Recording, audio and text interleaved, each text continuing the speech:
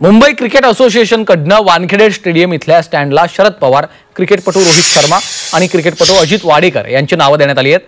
मुख्यमंत्री देवेंद्र फडणवीसांच्या हस्ते या तिन्ही स्टँडचं उद्घाटन पार पडलंय।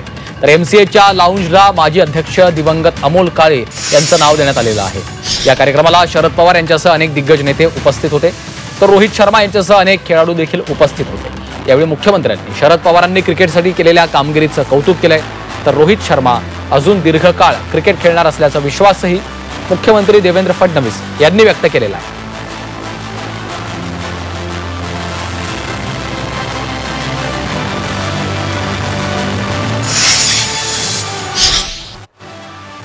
या क्रिकेटच्या विकासाकरता त्यांनी केलेलं काम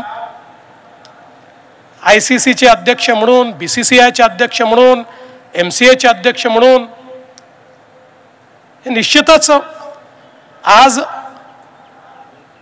ज्या स्टेजवर आपल्याला क्रिकेट पाहायला मिळत आहे त्यात अतिशय मोठं योगदान हे त्यांचं आहे आणि म्हणून त्यांचं नाव या ठिकाणी स्टँडला देणं हे मला असं वाटतं की अतिशय योग्य अशा प्रकारचा निर्णय हा एमसीएने घेतलेला आहे। मी त्याबद्दल खरोखर एमसीएचं अभिनंदन करतो।